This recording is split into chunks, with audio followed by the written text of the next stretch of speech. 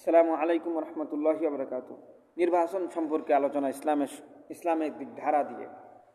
নির্বাচন এরকমভাবে করা দরকার যে আমরা কোনো সময় যে কোনো নির্বাচন আসবে, চেয়ারম্যান আছে, মেম্বার আছে, মন্ত্রী আছে, তারপর দেশের নির্বাচন আছে, 3-4টা নির্বাচনে আমাদেরকে পা রাখতে হয়। এই নির্বাচনগুলো আমরা একসাথে মিটিং করব যে অমক লোককে পাশ করায় সে নেতৃত্ব দিবেন ইসলামের নিয়ম আমরা চাই ইউনিয়নে, আমাদের ইসলামের নিয়ম চাই আমাদের থানায়, আমাদের ইসলামের নিয়ম চাই জেলায়, আমাদের ইসলামের নিয়ম চাই বিভাগে, আমাদের ইসলামের নিয়ম চাই বাংলাদেশে, আমাদের ইসলামের নিয়ম চাই দেশে। মানুষের কাছেই নিয়ম কারণ, মানুষের কাছেই সব কিছু। আমরা কথা বলার একটা রাখিনি যে ধৈর্য নিয়ে যাবো গা। আরে ভাই, আজ হলেও মরা লাগবে, আজকেও যাওয়া লাগবে কবরে, কালকেও যাওয়া লাগবে, কখন না জানি বিজয়ের ঘন্টা আসবে, এটা ওপর আল্লাহ লিখে রেখেছেন। তো অত টেনশন আমার কি আর দুনিয়া খাদ্য, সুস্থ হায়াত, সুস্থ জিন্দেগানি, এগুলোই যথেষ্ট আর কি। হ্যাঁ, নির্বাচন আমরা বলতে চাইছিলাম, নির্বাচনটা থাকবে আমাদের গ্রামে যে আমরা সবাই এক কাতারে একজন কথা বলার লোক থাকবে, আমাদের গ্রামে কথা বলার লোক থাকবে, যে আমরা একজনকে ভোট দেবো, একজনের কাছে আমরা পয়সাটা নেব, যে অমুক ব্যক্তিকে পাশ করাইব, অমুক ব্যক্তি আমাদের এই রাস্তাঘাটগুলো উনি সরকারের মাধ্যম থেকে করে দিবেন। উনি কি ওনার বাপের টাকায় করে? মিয়া, ওনার বাপের টাকায় করে দিয়ে যায় ভাই, করে না তো।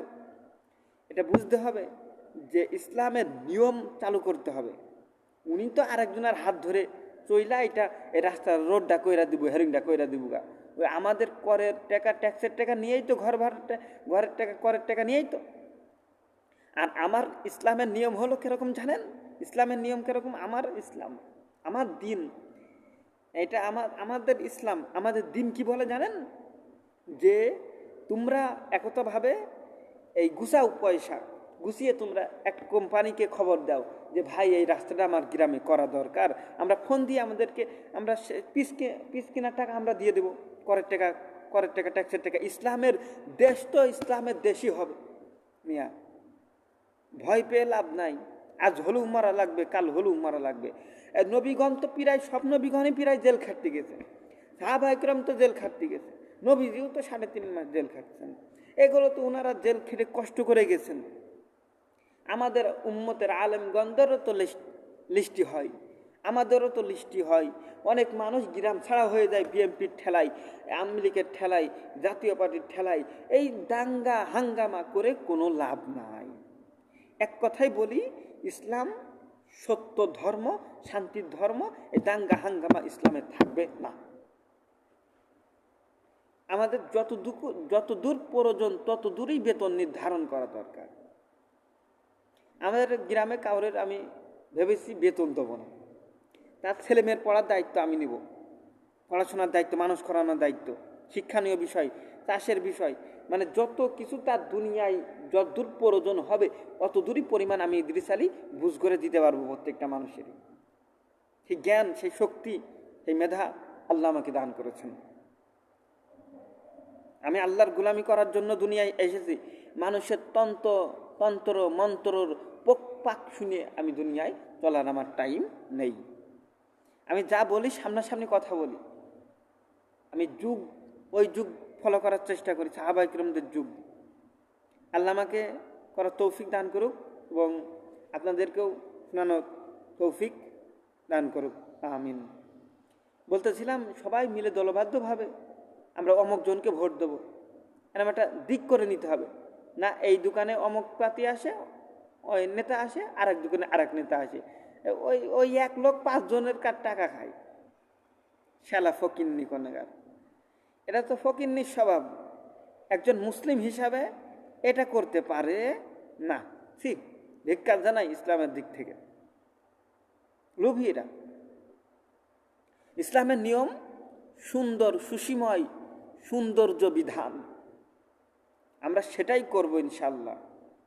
যেহেতু এমনকি ওই যে মরণের যেটা পোশাক পরাই দেবো গা, ওইটা কিনা রাখছি গা মিয়া, ভয় নাই বিয়ের, এখানে ভয় নাই। আজাব দিবে, গুলি করে দিবে, মেরে দিবে, এটা কোনো এটা এটা এটা এটা আমার ভিতরে কাজ করে না। ওই যে আমাদের একজন আকাবির আসলাফ বুজুর্গণ শাহ আব্দুল হাদিস মুহাদ্দিসে দেহলভী রহমাতুল্লাহি আলাইহি চলে গেছেন। উনি বলে গেছিলেন যে আগুনে লাভ দিত তৈয়ার, ভাটার আগুনেও লাভ দিতে তৈয়ার, হাত ধরো চলো যাই, হাতটা ধরো চলো যাই। শাহ আব্দুল হাদিস মুহাদ্দিস দেহলভী রহমাতুল্লাহি আলাইহির একজন খ্রিস্টান পাত্রী লোক আসিয়া বিরক্ত করে তার মহল্লায় এসেছে। শাহ আব্দুল হাদিস মুহাদ্দিস দেহলভী রহমাতুল্লাহি আলাইহি, এরে বন্ধু, এরে বাবাজি, কোনো দিকে কোনো নজর নাই, খুব খেয়াল করে কথাগুলো শোনা চাই। শাহ আব্দুল হাদিস মুহাদ্দিস দেহলভী রহমাতুল্লাহি আলাইহি, এরে বন্ধু, এরে বাবাজি বললেন, বাইবেলওয়ালা চিৎকার করতেছে বড় করে, এইবার কোন জামানার আলেম আসে না, একজন ছাত্র শাহ আব্দুল হাদিস মুহাদ্দিসের মাদ্রাসায় পড়তো, ওই ছাত্র যাইয়া বলে, হুজুর একটা কথা বলার ছিল, যেহেতু আমি আসতে দেরি করে ফেলেছি, হুজুর আপনি আমাকে মাফ করে দিবেন, হুজুর আপনি আমাকে মাফ করে দিবেন। এরে বন্ধু, এরে বাবাজি, এইবার বললেন, বাবা বলো তুমি। শাহ আব্দুল হাদিস মুহাদ্দিস দেহলভী রহমাতুল্লাহি আলাইহি ছাত্রকে ডাক দিয়ে বললেন, অর্ডার করলেন, বলো কথাটা বলো তুমি। বলেন, ওই জায়গায় একজন ব্যক্তি আসিয়া বলতেছে, এই কিতাব সত্য না, তোমাদের কিতাব সত্য, বাইবেল সত্য না, কোরআন সত্য। এইবার বললেন শাহ আব্দুল হাদিস মুহাদ্দিস দেহলভী রহমাতুল্লাহি আলাইহি ছাত্রের কথা শুনিয়া বললেন, থুইয়া দাও কিতাব, চলো যাই আগে লড়াই করে আসি। শাহ আব্দুল হাদিস মুহাদ্দিস দেহলভী রহমাতুল্লাহি আলাইহি বললেন যে, তোমার কিতাব থাও, আমি লম্বা কথা সংক্ষেপ করে দিলাম, ভিতরে আরো কথা আছে।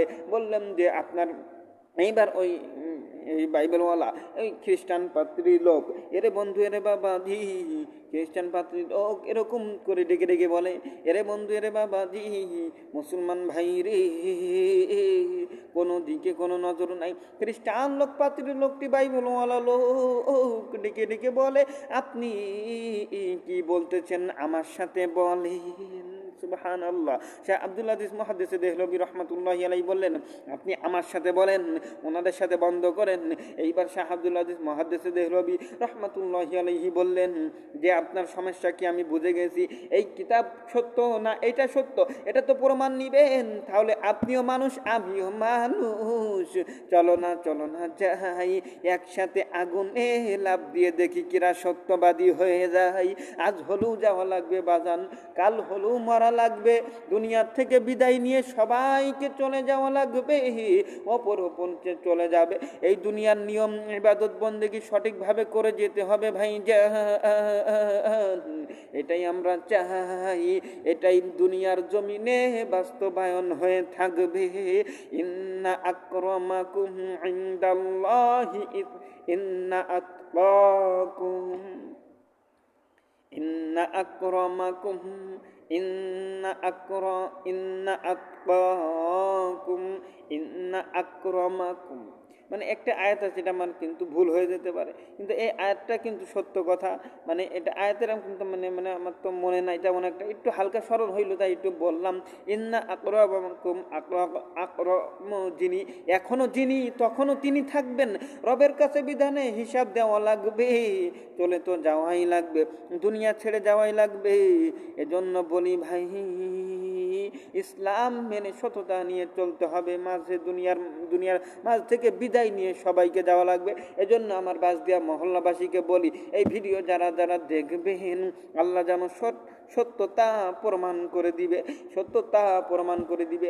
রসুলের বিধান, রসুলের আচরণ, রসুলের বিধান বলে ফেলেছি, রসুলের উপরে আল্লাহ যেই নিয়ম কারণ করে দিয়েছেন, ওই নিয়ম কারণ আমাদেরকে মেনে আসতে হবে। সাহাবায়ে কিরামদেরকে যেমনি ভাবে যেমনিভাবে নবীজি শিখাইছেন অমনিভাবেই ওই শিখানো নিয়ম আমাদেরকে মেনে চলতে হবে। ওই নিয়মকরণে আমাদেরকে চলা লাগবে। আমাদেরও বয়সের বৃদ্ধি বাড়বে, আমাদেরও হায়াতের বৃদ্ধি বাড়বে। দুনিয়ায় যত নেক আমল করে নিয়ে যাব তত আমাদের সুন্দর জান্নাত থাকবে, তত আমাদের শান্তিময় হবে। নাহলে একই ঘরে জান্নাত, একই ঘরে কবর, একই ঘরে জান্নাত, একই ঘরে সাপ বিচ্ছু, মাটির দেহ মাটি খাইবে।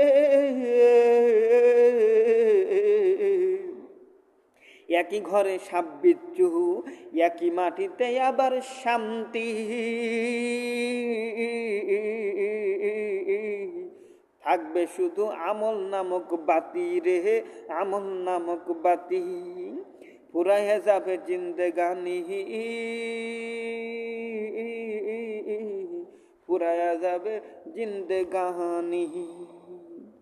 আসসালামু আলাইকুম রহমতুল্লাহি ওয়া বারাকাতুহু।